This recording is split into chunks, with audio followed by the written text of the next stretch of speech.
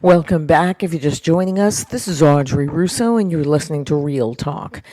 Jasmine Crockett, the Hollywood woke virus that's killing creativity. Michelle Obama weeping into her pot of gold. Well, we're going to hit this and more with my next guest. For my new listeners, Matt Nagin is a writer and comedian. He has been writing fiction and poetry for almost 30 years. His newest book, sure to be a bestseller, The Book of Outcasts, is his fifth book. And he's here to drop a little knowledge on us. It's my great pleasure to give a Real Talk welcome back to Matt Nagin.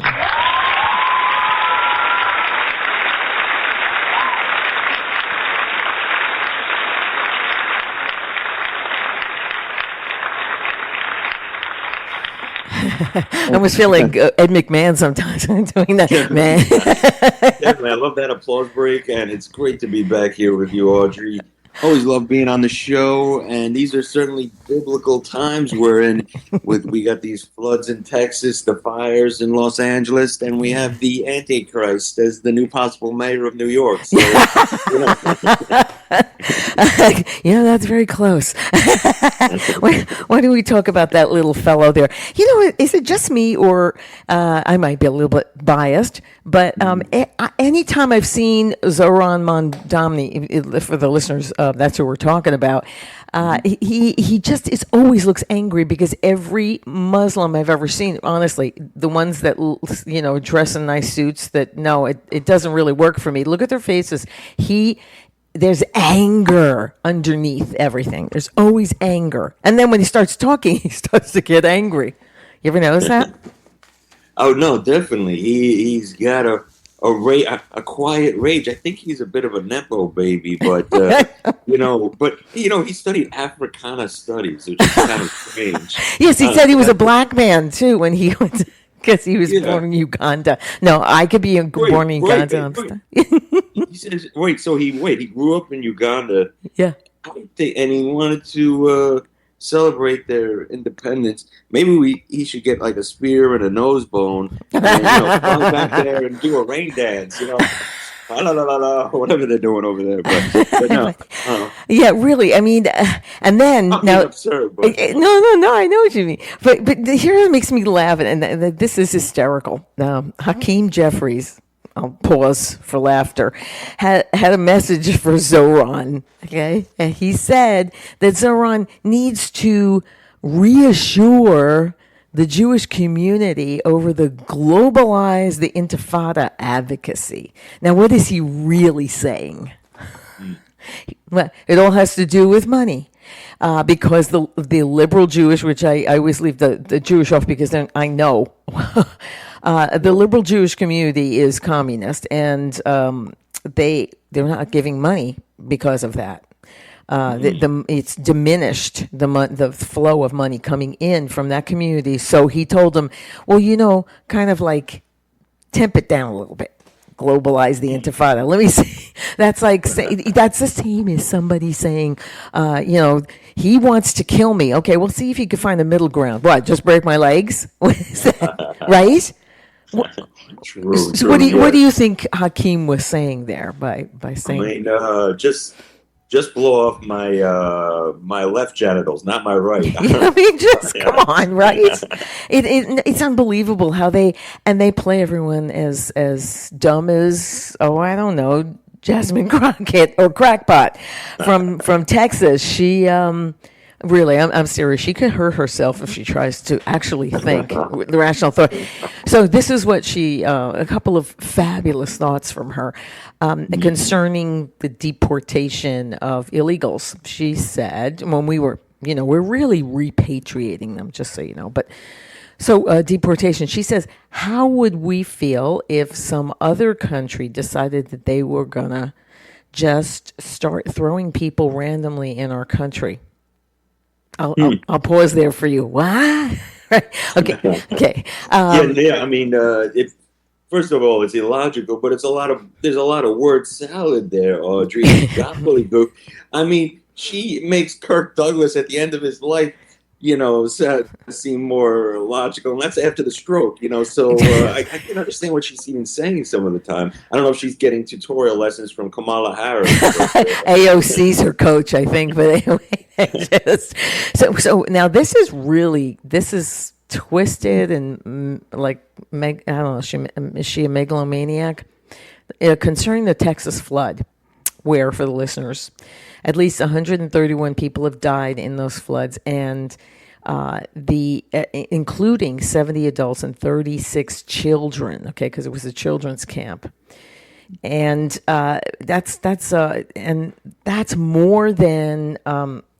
By the way, more than 150 people are still missing. Okay, so I want to let everyone understand what's going on here before you hear what she said. Concerning that, she said, the sad part is how this impacts me. Should we make asylums great again? That's my question.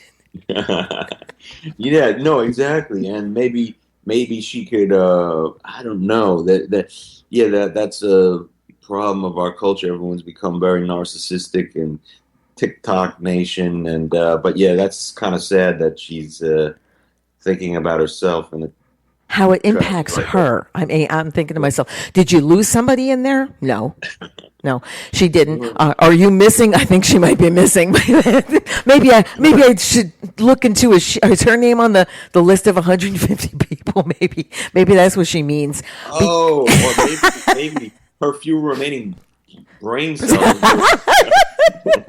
washed away with the floods. Oh, now I get it. Okay, now it makes sense. Okay, so she's really quite dangerous to be in it. I find them entertaining, but I don't want a Democrat, because they're communist. I don't want them near a position of power. I don't care if they want to believe these things and sit in a corner and eat gray spaghetti. That's fine with me. Just I don't want you ruling over me at the time that you're doing that. Do you? No. And that's another issue. It was interesting about Mamdani, though. The Uganda government is pretty actually, they got an executive and a legislative branch. They have a president. Yeah. So it's, technically on the scale of democratic. We may have an autocratic leader, but it's more democratic. It's certainly not socialist. No. So why is he bringing that socialism stuff to New York? That's not cool, man. So I'm not down with that. No. Yeah, as a matter of fact, you're right there right now, aren't you, in New York? I am. Yeah. And it's madness. I just went to Home Depot today, Audrey, and they charge $2.49 for a bag. That is ridiculous. Are you serious? I'm serious. $2.49. I was like, I wanted a bag. With something in it, right? Just the bag. I mean, they should link up with like H&R Block, because after you buy a couple of bags, you need to file for bankruptcy. You know what I mean? It's like, ridiculous. You're serious? They're charging that just for the bag? $2.49 for the bag to hold your merchandise. And they all charge for bags in all places, but for some reason it's so much at Home Depot today. $2.50. Usually it's 50 cents, 75, because you don't have plastic, so you have to bring your own bags here. BYOB. It's literally that kind of. They're never there, so they never went back. I'm so glad I'm in Tennessee. We're plastic bag city.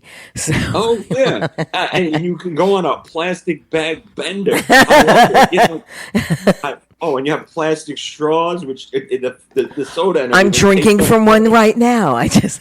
Everyone have that. We got paper straws in New York. Right those are nasty. Those are nasty. They really are. They are. Yeah. They are. I don't know. Remember the old days when a bender meant something else, but now just a little plastic and you're living la vida loca. I really didn't know they were still doing that. That is sick. Yeah. Because I know that some company came up with a combination of plastic and paper, the straw, and it's still nasty. It really is. But the paper straws, I mean, go suck on a paper straw for like 5 minutes, and you're going to be eating the paper pretty soon, because they're pretty nasty. They are, and they melt. They melt in your mouth like a Reese's peanut, but you don't want a paper in your mouth. I'm eating paper. My gosh. I'm eating the straw.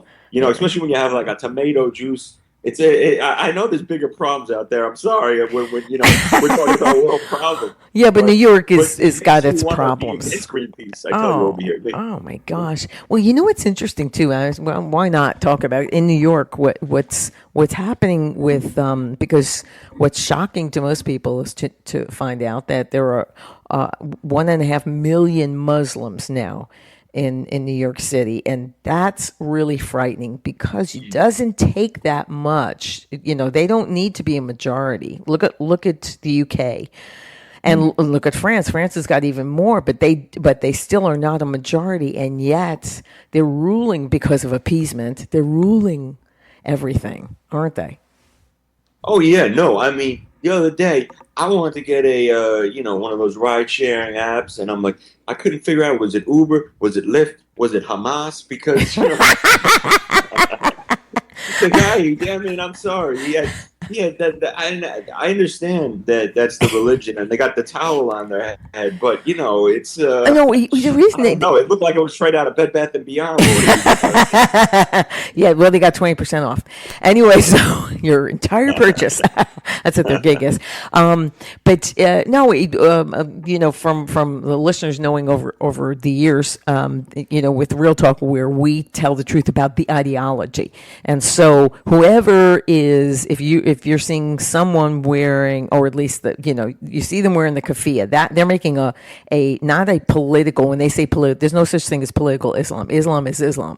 You follow it and devoutly, and they are dangerous.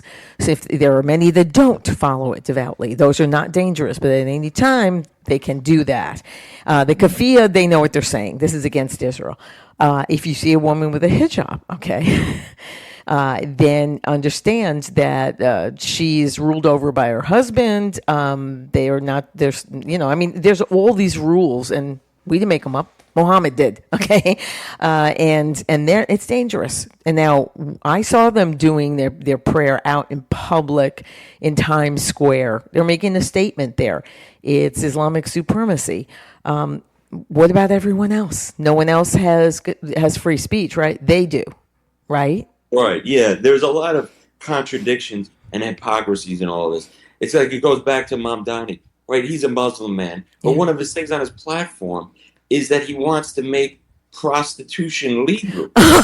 So how does that go with the Muslim religion? You can't even, show anything more than a nostril, really, with those Exactly. burqas. Hijabs. Exactly. And now Exactly. you want to make prostitution legal. So the guy doesn't make any sense to me. Yeah, I mean, how can you not see him as a fraud? Well, yeah, exactly. That's a great point, because there's a lot of things that he continues to say that, because they are Muslim. But then again, here's another thing. There's something called taqiyya, where they can lie to an unbeliever, meaning you're not Muslim. Non-Muslims could be lied to by Muslims for the sake of Islam. So they can do all these things in order to take over. And once they have the majority necessary, they'll just do it. But that's a great point. And so, but it's not when he wants to take over. I mean, he wants to seize property, okay? He wants to seize buildings and put homeless in there.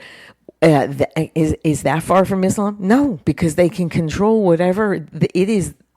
Yeah, it's control. They want to take over. Do you know what that would do to tourism in New York City?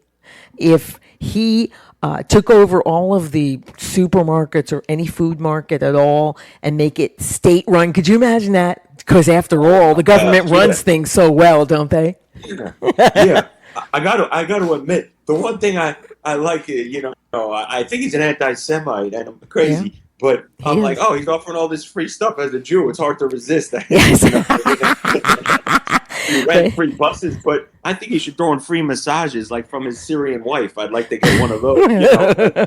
Yeah, and if you take But a look that's at just a little joke. But Yes, of but course. It's a little absurd.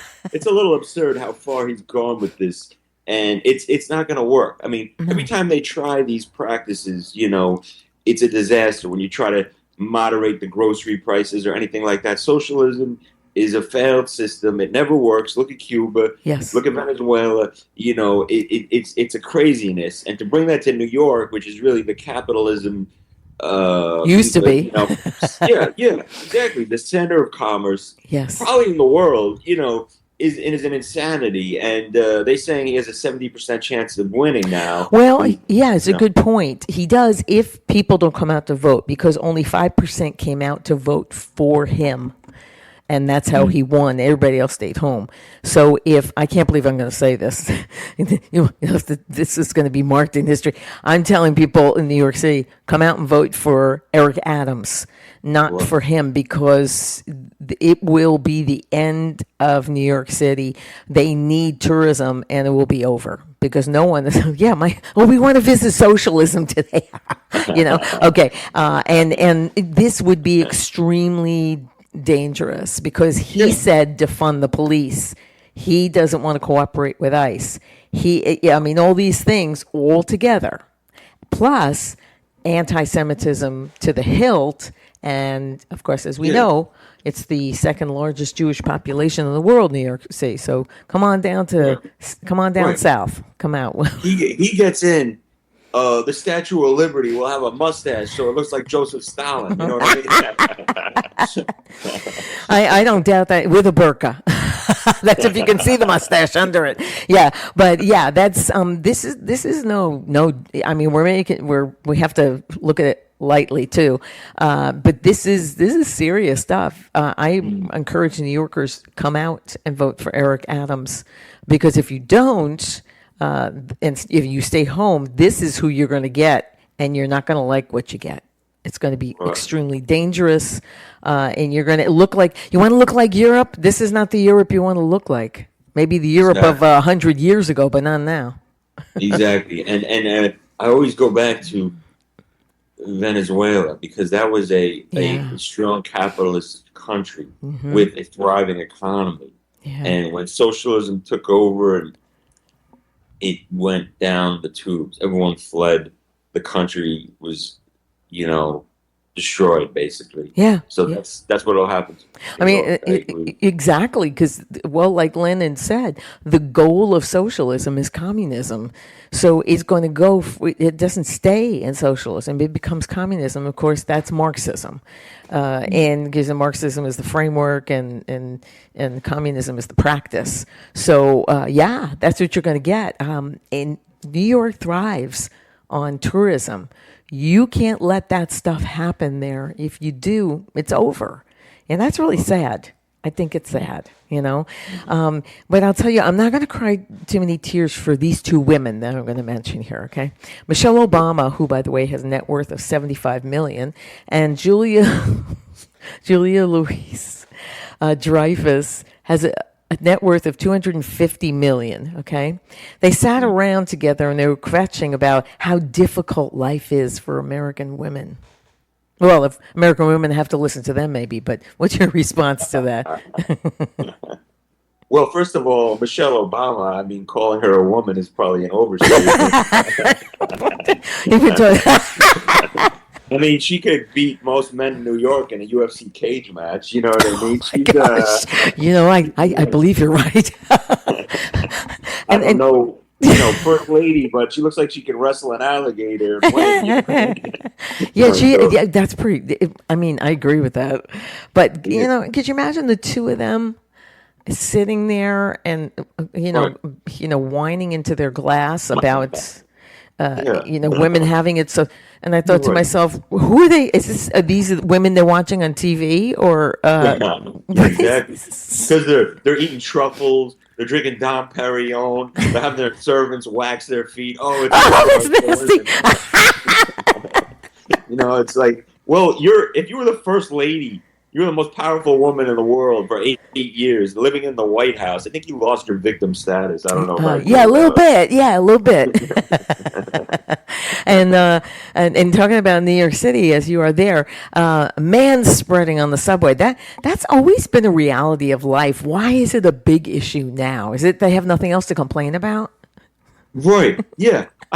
Feminism in the old days is cool, like the women's right to vote and equality. But then it's gotten out of hand with this whole man-spreading thing, because these women complain. we've got a tree trunk there. I'm trying to keep it clean. Yes, of course. Yes. We have a different anatomy, and we got to spread a little. It's not that we hate women. It's just we have a different. No, it's not that you hate women. It's that they hate men. So they got to pick on them for. You know what? God has given us our anatomy, not not us ourselves, what we look like. So for them to be saying anything, my gosh, get a life that this is what you're talking about. I mean, come on. Right. And then over here, I'm walking around, and these men are like the gay guys are more masculine than the straight guys. These straight guys, you have to see this, Audrey. They've got man boobs, a man. Oh my gosh. I don't even know why the women need them. These soy boys, I'm used to Alabama, and it's a different world here. Yeah. You mean where men are men and women are women? Yeah, I get that. Exactly. And the women are all androgynous, and they got beards, and oh man, and big muscles. So I don't know. It's confusing. You don't know who you're going home with. Be very careful here. Oh my gosh, this is nasty. Okay. Now, talking nasty, I want to talk about Hollywood, okay? Now, I happen to be in SAG, and they can't do anything about it. No. Anyway, I am so tired. First of all, their remakes blow. And in 2016, they did a remake of Ghostbusters. Why? Because they're idiots. And they had an all-female cast. Why? I don't know. Why? Right. Did it improve it? Did it improve it? No. No. And here was my thing on that. This is the crazy thing about this situation. Okay, if you want to make a remake and you want to change the gender and all, at least make it realistic. Because the women I know, and I've dated a lot of women, okay, if there's a little spider in the corner of the apartment, okay, they're not leaving the bedroom until you kill it. They're freaking out. So now you're telling me women are going to be fighting a house full of haunted demons. I'm a woman. I think that's hysterical because it's not true. Yeah, exactly. Exactly. But I'll get serious here for a second when it comes to this whole nonsense. It's a lie. It's the word diversity is being used in order to destroy something. So they are. Hollywood seems to have contracted a deadly virus, worse than COVID wasn't that worse, but worse than any other because. And it's extremely toxic because it's a woke virus that DEI. It's like a plague sweeping across entertainment, and it's destructive. Right. As an actor, I mean, when they start telling you, well, you're not Asian. You can't play an Asian. Why can't I play an Asian? I'm an actor. Well, because it's cultural appropriation. What kind of idiocy is that? Tell me. I know.